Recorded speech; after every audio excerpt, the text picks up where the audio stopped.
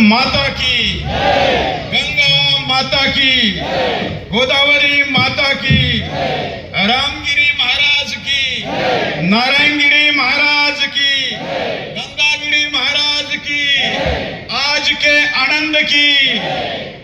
आदरणीय मंच व या ठिकाणी उपस्थित गद्दारांना उत्तर देण्यासाठी माझ्या सगळ्या हिंदू भाऊ आणि बहिणींनो, जय श्रीराम। ऊन आहे, डोक्यावर सूर्य आहे, तो तळपतोय, पण या सूर्याच्या आगीपेक्षा तुमच्या आणि माझ्या हृदयात जास्त आग आहे आणि म्हणून आम्ही या ठिकाणी बसलेलो। सगळ्यात आधी तुम्हाला सांगू इच्छितो, अर्धी लढाई तुम्ही आज जिंकली। त्याच्या हैदराबादचा नवा खरा महिना दोन नमुने, त्याचा एक नमुना छत्रपती संभाजीनगर मध्ये पण आहे, माहिती आहे ना?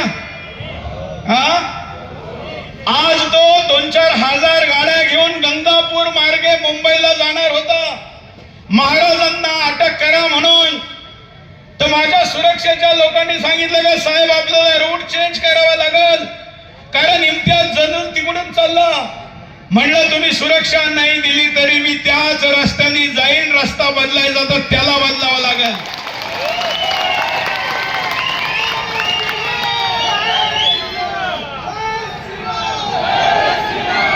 आणि तुमचा आवाज, आकाश आणि तुमच्यातला आक्रोश पाहून त्यांनी रस्ता बदलला, तो दुसऱ्या बाजू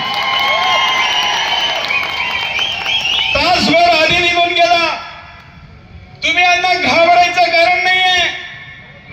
1 वर्षापूर्वी पुण्याला मी एक विमानाने यायचं ठरलं, प्रोटोकॉलच्या लोकांनी सांगितलं का तुमच्या विमानामध्ये ओबीसी पण आहे, माहितीये ना? एक नमुना आहे, 7 फूट उंच, 3 फूट जाड। मी ट्विट केला, जे सोशल मीडियावर लिहिलं, काल 35,000 फूट हवेमध्ये एक गद्दाराबरोबर आमना सामना होणार आहे। मी गेलो एअरपोर्ट गेल्यानंतर मला प्रोटोकॉलच्या अधिकाऱ्याने सांगितलं, साहेब या विमानात ओवेसी जाणार होता, पण तुम्ही जाणार आहे माहीत झाल्यावर त्यांनी 2 ऐवजी 5 वाजेचं विमान केलं। तुम्ही शांत बसाल तोपर्यंत हे ओरडतील, ज्या दिवशी तुम्ही लढायला तयार व्हाल त्या दिवशी पळतील। आणि आजचं नाहीये, हा इतिहास आहे।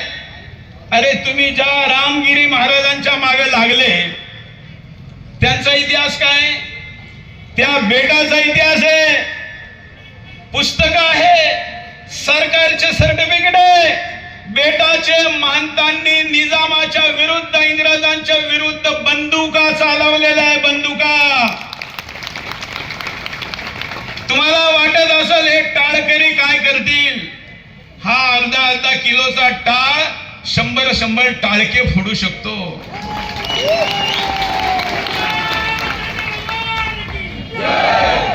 पण आम्हाला हे करायचं नाही, कारण देश स्वतंत्र झाल्यानंतर पोलीस व्यवस्था, न्यायालय या संविधानाने देश चालावं असं मला वाटतं। पण जर संविधान कुणी हातात घेणार असेल तर त्याला सोडणार नाही। सोडणार का? मित्रांनो, आज हे मराठवाडा मुक्ती संग्रामाचं 75वं वर्ष आहे ना? तुम्ही आम्ही या ठिकाणी बसलेलो आहोत। या मराठवाड्यातलं हे जवळजवळ शेवटचं गाव आहे, याच्यानंतर क्षेत्र बदलतं। तुमचे पूर्वज किती पराक्रमी असतील। आज तुम्हीच का आहे गंगापूर तालुक्यातले इथं? इवन पोलीसवालेही तेच का आहे? कारण तुम्ही त्यांचे पूर्वज आहात ज्यांनी निजामाच्या राजाकारांच्या विरुद्ध लढले आणि आपला धर्म बदलला नाही। आणि म्हणून तुम्ही इथं आहात। नाही तर तालुक्यात तर लोकसंख्या खूप आहे। मला पत्रकारांनी काल विचारलं, अहो काही लोक असं म्हणतात, म्हणजे हिंदू, तिथले सेक्युलर हिंदू, सेक्युलर नावाचा किडा असतो, माहितीये का? तो बऱ्याच लोकांना चावलेला आहे. ते काय म्हणले, अहो सुरेश चव्हाणकेंचा या वादाशी, गंगापूरच्या मोर्चाशी काय संबंध? दिल्लीला राहतात, ठीक आहे, शिर्डीचे, परंतु ते गंगापूरच्या मोर्चाला काय येत आहे? त्यांना मी सांगू इच्छितो की मी 11वी ते ग्रॅज्युएशन सद्गुरू गंगागीर महाराज महाविद्यालयातून केलेलं आहे. कोपरगावच्या या विद्यालयात मी शिकलो, त्याचं नाव, माझी डिग्री ही गंगागिरी महाराजांच्या नावाने आहे. आणि या बेटाशी प्रत्येक त्या हिंदूचा संबंध आहे. जो पांडुरंगाला मानतो तो बेटाला मानतो,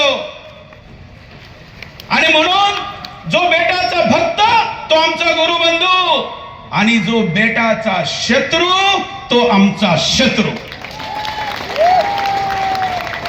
मला ज्या दिवशी फोन केला की तुम्ही गंगापूरच्या मोर्चाला येणार का, आम्हाला तारीख ठरवायची, तुमची सुविधेची डेट सांगा. मी काश्मीर आणि हिमाचलच्या निवडणुकीत होतो, परंतु मी सांगितलं गंगापूरला यायचं तर मी त्याच दिवशी ठरवलं ज्या दिवशी बाबांच्या विरुद्ध पहिला मोर्चा जिहाद्यांनी गंगापूर मध्ये काढला होता. तुम्ही फक्त तारीख ठरवा, मी कुठेही असेल जगातून, पण त्या मोर्चाला येईल. लोक संख्या किती असेल याच्याशी मला गरज नाही. या जिहाद्यांच्या विरुद्ध लढणारा एक माणूस जरी असेल तरी त्याला साथ द्यायला सुरेश चव्हाणके पोहोचत. आणि म्हणून आज या ठिकाणी आपण जमलेलो आहोत. या तळपत्या उन्हात आपण आपल्या भावना व्यक्त करत आहोत. काय काय आमच्या भावना आहे? पहिलं, रामगिरी महाराज काय बोलले ते ठीक आहे, बरोबर आहे, त्याचं विश्लेषण करायची गरज नाही, कारण आमच्याकडे संतांच्या वाणीचं विश्लेषण नाही, पालन होतं. पहिली गोष्ट. दुसरं, ते जर काही चुकीचं बोलले असेल, गैरकानूनी बोलले असेल तर FIR झालेला आहे, त्याची जांच होईल, चौकशी होईल, जे व्हायचं ते होईल. पण जर बाबांच्या फोटोवर कोणी चप्पल मारणार असाल तर भगवे कपडे घालणाऱ्या संतांच्या फोटोवर मारलेली चप्पल ही हिंदू धर्माच्या आस्थेवर मारलेली चप्पल आहे असं आम्ही मानतो, आणि आम्ही त्याचा बदला घेऊ. हा इशारा द्यायला आम्ही आलोय. तुम्हाला काय वाटतं, आम्ही चप्पल नाही मारू शकत तसं महाराज म्हणले? अरे मग मारायचं असेल तर चप्पलच काय, दुसऱ्या गोष्टी पण आहे ना. ते काय सांगावं लागतं का? आणि ते काय माईक वरून बोलायचं असतं का? पण आम्हाला ते करायचं नाही, कारण आम्हाला लॉ अँड ऑर्डर बिघडू द्यायची नाही. पण तुम्ही जर मुंबईला 4000 गाड्या घेऊन गेले, आता महाराष्ट्रातले सगळे लोक जर मुंबईला मुसलमान बाबांच्या अटकेसाठी मोर्चे घेऊन जाणार असाल तर मग तुम्ही घरी बसणार का? कोण कोण मुंबईला येणार? हे वंशे पण येणार का नाही? तिकडं पाठीमाग झाडी, तिकडे ते परदेशी तिकडे बसले, हा देवा शेवटच्या पर्यंत हात केला. हिंदू हा लवकर उठत नाही, लवकर पेटत नाही, पण जर एकदा पेटला तर जाळून टाकल्याशिवाय थांबत नाही.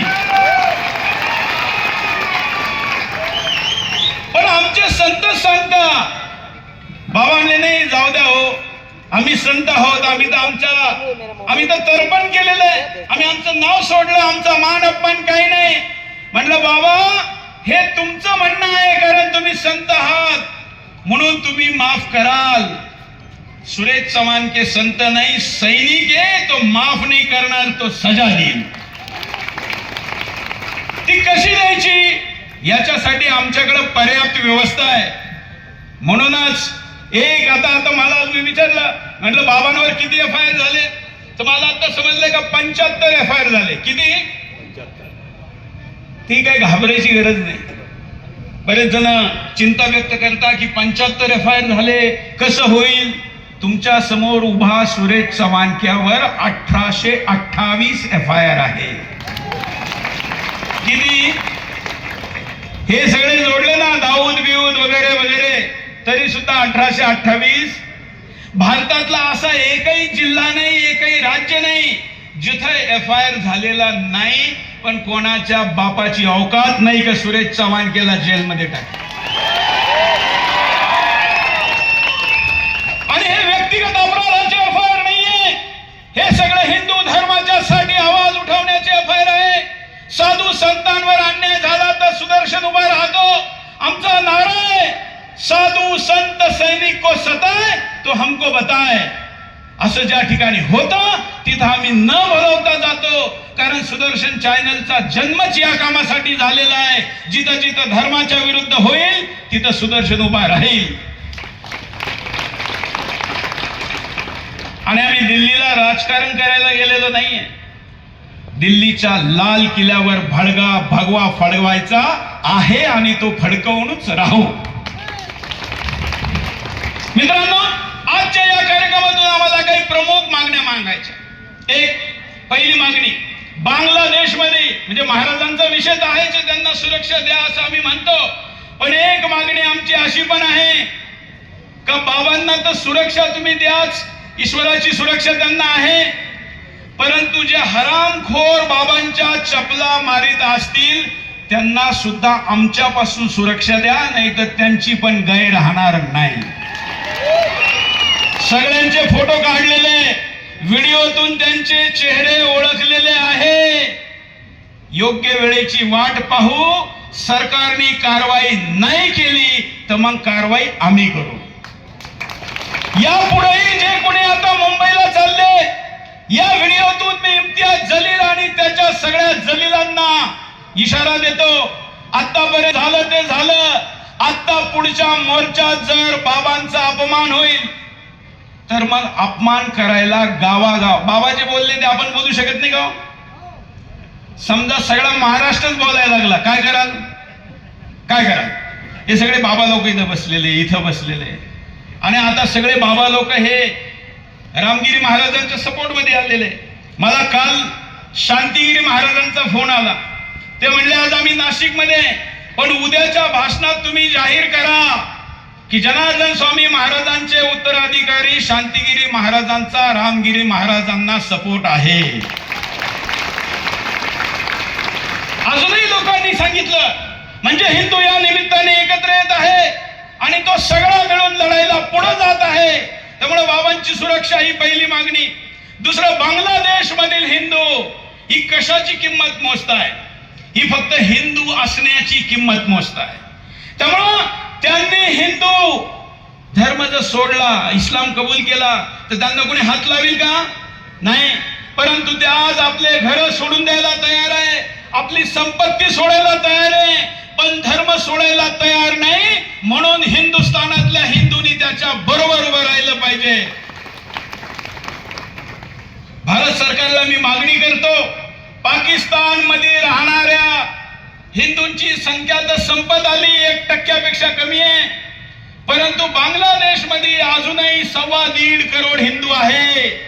त्या हिंदूंसाठी बांगलादेश आणि भारताच्या सीमेवर जे हिंदू बहुल जिल्हे आहे, चितगाव वगैरे, त्या ठिकाणी एक नवीन देश बनवावा, त्याचं नाव हिंदू देश असावं.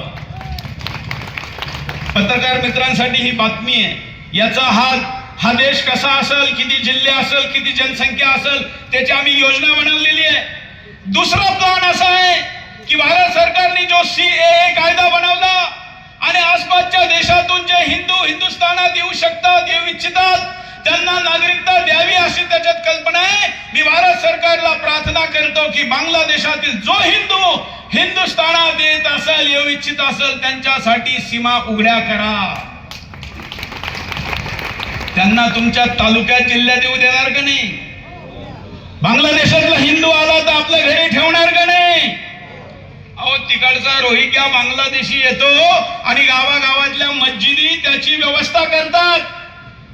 किशनगंज नावाचा जिल्हा आहे, त्याचा व्हिडिओ मी दाखवला काही दिवसापूर्वी. त्या ठिकाणी बांगलादेशातून येणारा बांगलादेशी रोहिंग्या यांना मराठी शिकवण्याचे क्लासेस चालतात. कोणती भाषा? बांगलादेशींना. का? इथं आल्यानंतर त्यांना कसा धंदा करायचा, कसं इथं मिसळून जायचं याचं ट्रेनिंग दिलं जातं. देशात 10 कोटी बांगलादेशी मुसलमान आहे. महाराष्ट्रात 80 लाख ते 1 कोटी आहे. सगळ्यात जास्त महाराष्ट्रात यामुळे, कारण सगळ्यात जास्त टॅक्स हा महाराष्ट्र देतो आणि सगळ्यात जास्त टॅक्स देणारा महाराष्ट्र असल्यामुळं रोजगार करण्यासाठी महाराष्ट्राशिवाय दुसरी जागा नाही. मला सांगा, महाराष्ट्राच्या या वटवृक्षावर जर 80 लाख ते 1 कोटीचे भांडवल जर लटकले तर हा वटवृक्ष कमजोर होईल का नाही? म्हणून यांना बाहेर काढलं पाहिजे का नाही? म्हणून ही मागणी करतो. माझ्या या मागणीत की सीमेतून हिंदूंना भारतात येऊ द्या असं म्हणल्यानंतर काही पत्रकार मित्र म्हणले की हो ते ओळखायचं कसं? मुसलमान पण येतील, कागद दाखवले पाहिजे. म्हणलं खूप सोपं आहे, आमच्या आया बहिणी बसलेल्या आहे, पण वाईट वाटून नका घेऊ. मी टीव्ही वरून सल्ला दिला भारत सरकारला का सीमेतून बांगलादेशातून जे भारतात येऊ इच्छितात त्यांच्याकडे कागद नसतील तर फक्त चड्डी चेक करा की कोण आहे.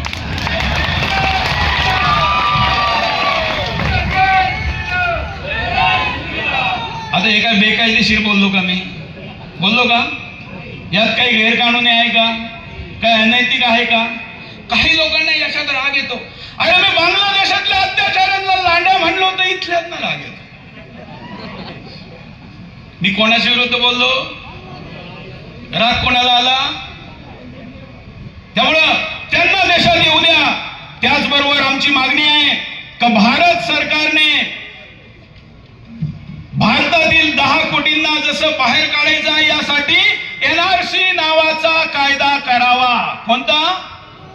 NRC. तुम्हाला माहिती आहे या तालुक्यात, ज्या तालुक्यात ही सभा चालू आहे, इथं आतापर्यंत व्हॉलेंटियर सर्वेच्या मार्फत आलेला आकडा आहे का गंगापूर तालुक्यामध्ये 6,500 बांगलादेशी रोहिंग्या आहे. किती? 6,500. इथल्या 13 मस्जिदी तालुक्यातल्या अशा आहे का ज्याचा मुल्ला जो बांग देतो ना सकाळी तो सुद्धा बांगलादेशी असावा असा इंटेलिजन्स एजन्सीचा होरा आहे. म्हणजे तुम्ही कल्पना करा की या तालुक्यातल्या इतक्या छोट्या गावापर्यंत जर ते पोहोचले तर मुंबईत किती संख्या असेल. आणि म्हणून जर भारत सरकार कायदा करून NRC आणणार नसेल तर आम्ही ऑक्टोबर मधून नवरात्रापासून महाराष्ट्रात एक आंदोलन सुरू करतोय. घुसखोर भगाव, घुसपैठिया भगाव और महाराष्ट्र बचाव. आणि त्याच्यासाठी एक तुमचा सपोर्टचा मिस कॉल पाहिजे. आपले आपले फोन नंबर काढा आणि एक नंबर लिहा. तो नंबर आता एक खट्टी सगळे डायल नका करू, थोड्या वेळाने करा, कारण त्याच्यावर एका वेळी 500 लोक डायल करू शकतात. नंबर आहे 9209. माझ्या मागे म्हणायचं 9209 204 204. हे तुमचा पाठ झाला पाहिजे. पुन्हा एकदा म्हणा 9209 204 204. यावर मिस कॉल द्या. आतापर्यंत लाखो लोकांनी आंदोलन सुरू व्हायच्या आधीच मिस कॉल दिलेले. तुमचा एक मिस कॉल या देशातल्या 10 करोड घुसपैठियांना लाथ मारून सीमा पार काढील याचं मी तुम्हाला आश्वासन देतो. दुसरी मागणी, आता ताईंनी या ठिकाणी सांगितलं लव जिहाद विरुद्ध कायदा आला पाहिजे. तुम्हाला माहिती आहे महाराष्ट्रातल्या तालुक्यांच्या संख्यामध्ये गंगापूर हा 5व्या नंबरला लव जिहादचा हॉटस्पॉट आहे. म्हणजे एक तर या ठिकाणाहून मुली पळून घेतल्या जातात किंवा कुठून तरी पळवून आणलेल्या मुलींना या ठिकाणी लपवल्या जातं. होतं का नाही असं? त्यामुळे लव जिहाद विरुद्ध कायदा आणा. पुढचा महाराष्ट्राचा परिचय म्हणजे गड किल्ले आहे. महाराजांच्या गड किल्ल्यांवर ज्या मस्जिदी, मदरसे आणि मस्जिदी उभी आहे गैरकानूनी, त्या हटवल्या पाहिजे का नाही? म्हणून महाराष्ट्र सरकारने निवडणूक जाहीर होण्याच्या आधी त्याला हटवा. महाराष्ट्र सरकारकडे बुलडोजर नसेल तर मी बाबाला सांगतो. कोणत्या बाबाला? योगी बाबाचा बुलडोजर माहिती आहे ना? सुप्रीम कोर्टाने सांगितलं तरी थांबत. असं महाराष्ट्र ते पाहिजे का नाही? म्हणून मी जरा शिंदे साहेबांना सांगू इच्छितो, शिंदे साहेब तसं तर आपल्याकडे पैशाला काही कमी नाहीये, परंतु जर बुलडोझर घ्यायला काही अडचण असेल तर मी युपीत राहतो आजकाल. माझ्या बरोबर युपीची पोलीस पण असते सिक्युरिटी मध्ये. येता येता मी पण 2-4 बुलडोझर देवळी घेऊन येत जाईल. तिथं भाषण नाही, ऍक्शन होईल. त्यामुळे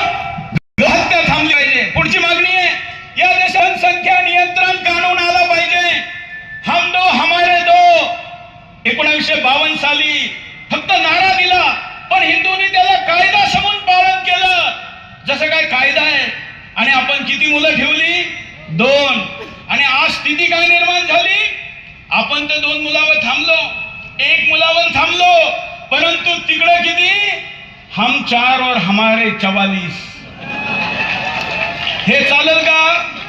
चालू दिलं जाईल का? आणि म्हणून हे जर चालू द्यायचं नसेल तर हम 2 हमारे 2 तो सबके 2 हा कायदा आला पाहिजे. तो कायदा लवकर आणावा ही मागणी मी करतो.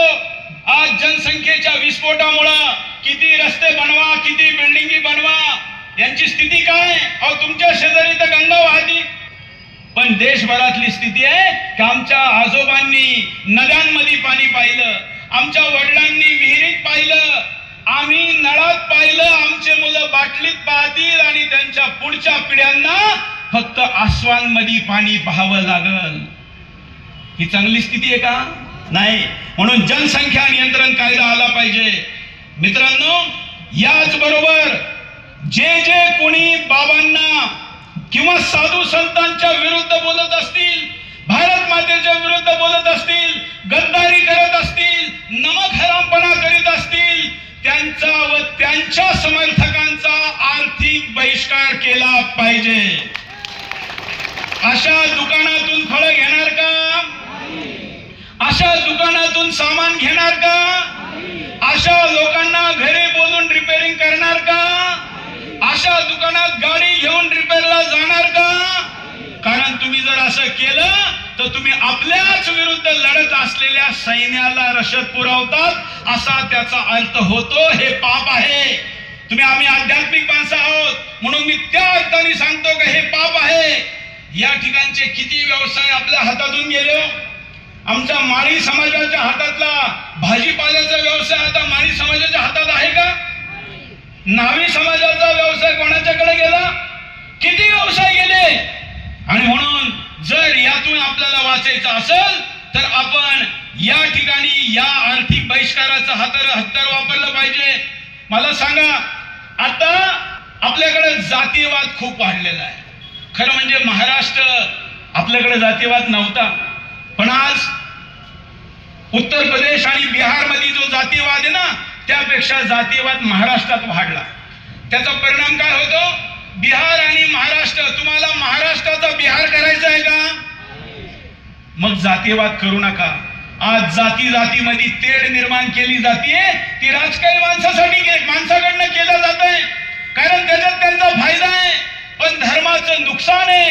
आणि म्हणून आपण काय करायचंय तर आपण जातीवाद सोडायचा आहे.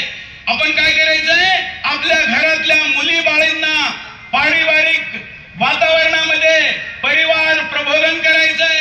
मी एक चॅनलचा मालक आहे तरी सुद्धा सांगतो, 24 तासातला कमीत कमी 1 तास तुम्ही तुमचा मोबाईल आणि टीव्ही बंद ठेवा आणि घरातल्या लोकांनी एकत्र बसा.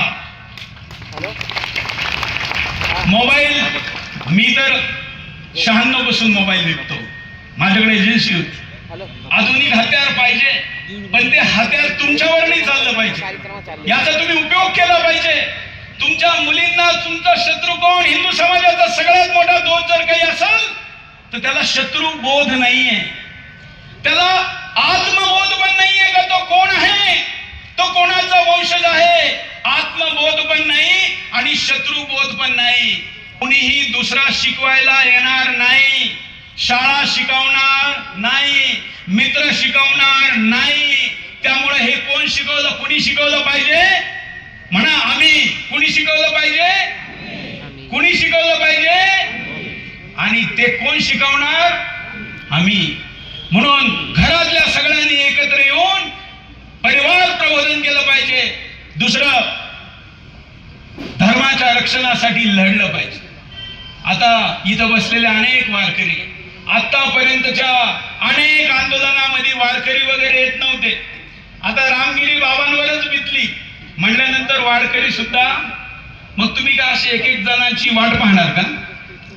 पुढचा नंबर त्याचा आहे जो आज शांत बसलेला आहे. ठीक आहे ना? आणि म्हणून प्रत्येक संतांनी सैनिक होण्याची वेळ आहे. म्हणून स्वतः लढा. स्वतः लढू शकत नसाल तर जो लढतो त्याला खांद्याला खांदा द्या. जर खांद्याला खांदा लावूनही लढू शकत नसाल काही कारणाने, तर त्याला पाठी मागून पडद्या मागून मदत करा. आणि तीही करू शकत नसाल तर कमीत कमी लढणाऱ्याच्या विरुद्ध जाऊ नका, ही अपील मी आज करतो. पाहना, तिकडं इम्तियाज जलील मुसलमानांच्या गाड्या घेऊन चाललाय आणि आपल्या हिंदूंचे नेते कुठे हो? कुठे? ते बाबांच्या बरोबर उभं का नाही राहते? का खुलेआम सगळे येत नाहीये? काय होणार आहे? जर कोणाला वाटत असेल का मत देतील, तर तुम्ही टोपी घातली, सुनता केली तरी तुम्हाला मतदान ते देणार नाही. हे सगळ्यांसाठी सांगतो मी. आणि म्हणून आपण केलं पाहिजे. त्यानंतर सगळ्यात अंतिम आता आपण उभं राहून एक शपथ घेऊ आणि या कार्यक्रमाला या ठिकाणी संपवू. सगळे उभे राहा.